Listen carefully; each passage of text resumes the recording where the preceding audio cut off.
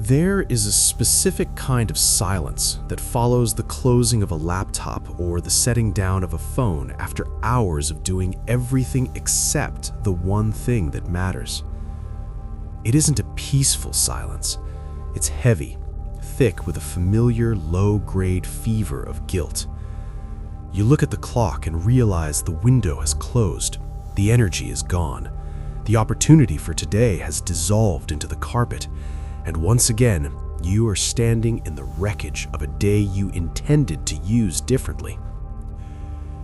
We often call this laziness, or a lack of discipline, or a failure of character, but those words are too loud and too simple for what is actually happening. They don't capture the strange internal friction that occurs when your mind knows exactly what would make you feel better, yet your body refuses to move toward it. This is not a story about being unproductive.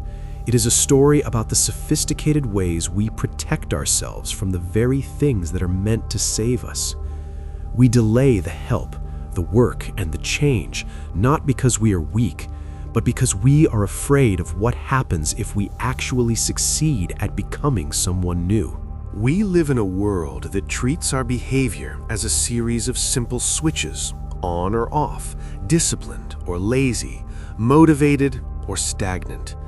But human behavior is rarely a straight line. It is a complex web of defenses. When you find yourself avoiding the very habit, conversation, or task that you know would bring you relief, you aren't just procrastinating. You are engaging in a quiet, invisible ritual of self-preservation. Think of the moments when you are most overwhelmed. Your mind suggests a walk, or simply starting the first paragraph of a project. Instead, you find yourself organizing a drawer you haven't opened in 3 years, or scrolling through the lives of strangers until your eyes ache. On the surface, this looks like a waste of time, but underneath, it is a desperate attempt to stay in a state of known discomfort.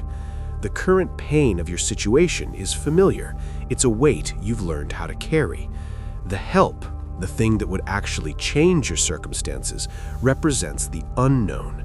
And to the primitive, protective parts of our brain, the unknown is always a greater threat than a familiar misery. We stay in the burning room because we've already mapped out where the heat is. Walking through the door means facing a landscape we haven't mastered yet. This pattern is repeated in the smallest corners of our lives, creating a loop that feels impossible to break.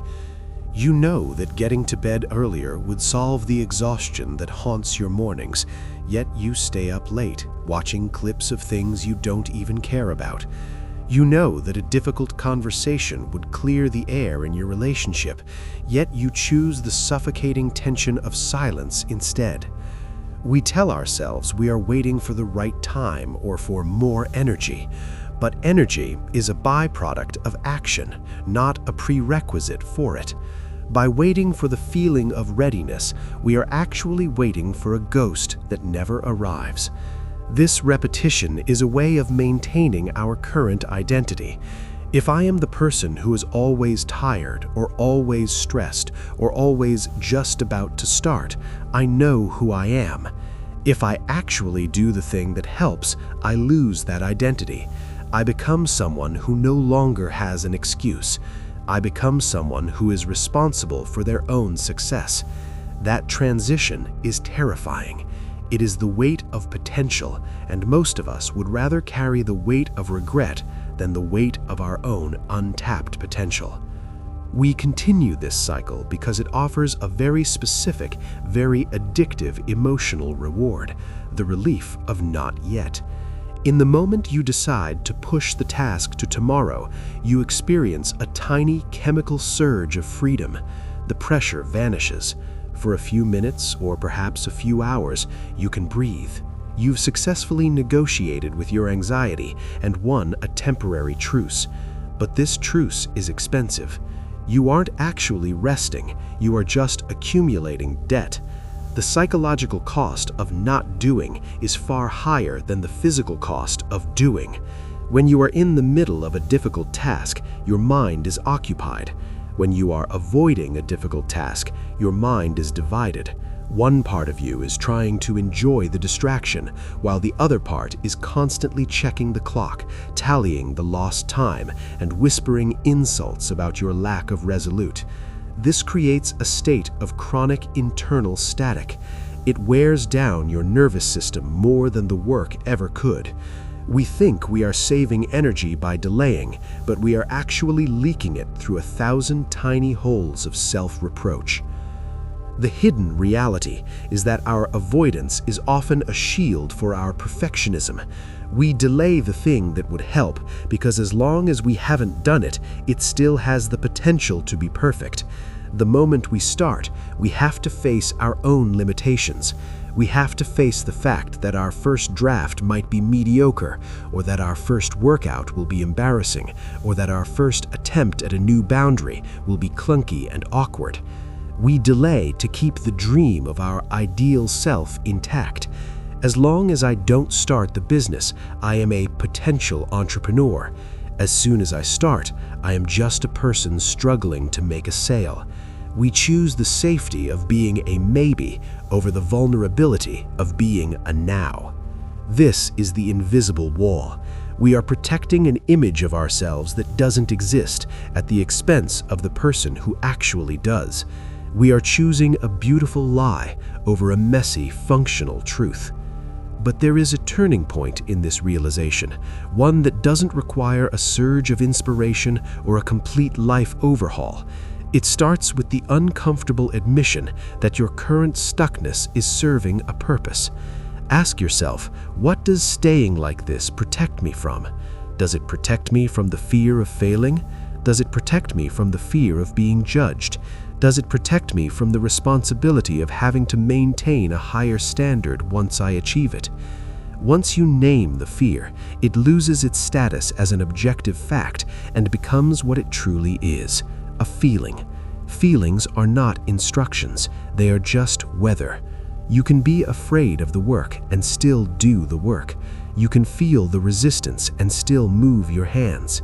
The breakthrough isn't the absence of resistance, it's the realization that the resistance is a permanent part of the process. It is the friction of growth. The cost of this delay is eventually measured in the erosion of self-trust. Every time you tell yourself you will do the thing that helps and then you don't, you lose a little bit of faith in your own word. You begin to treat your own intentions like suggestions from a stranger you don't particularly like.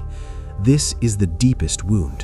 When you can no longer trust yourself to look out for your own interests, you enter a state of learned helplessness.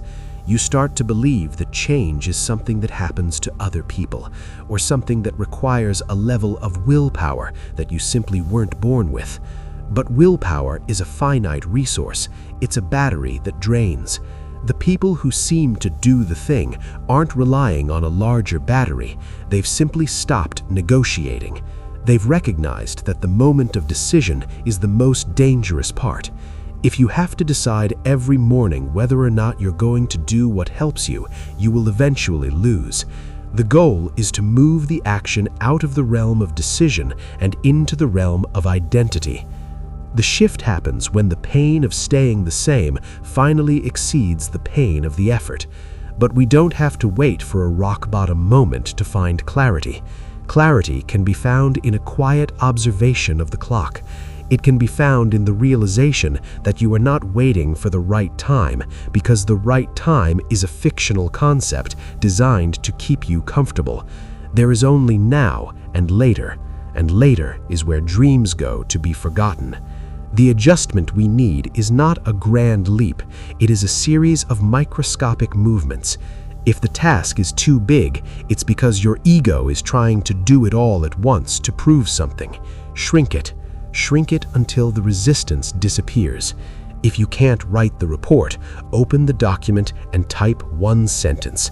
The goal isn't the output, the goal is the reclamation of the start.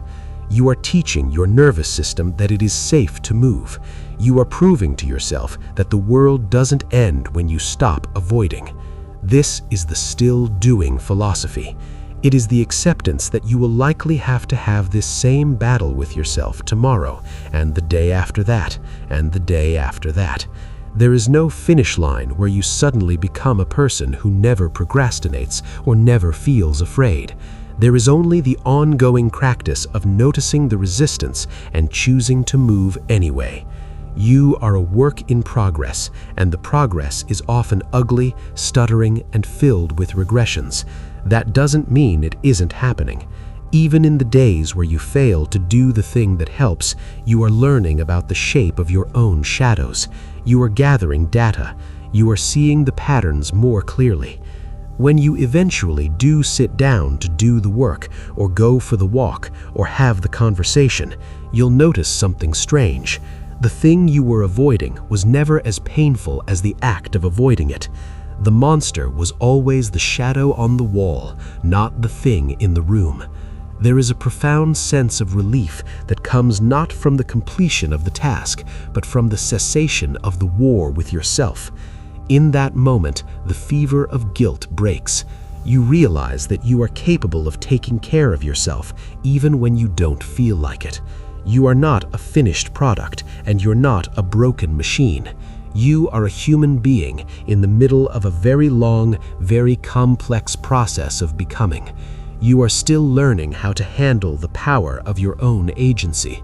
You are still navigating the gap between who you are and who you know you could be. And as long as you are willing to look at that gap without flinching, you are doing exactly what you need to do.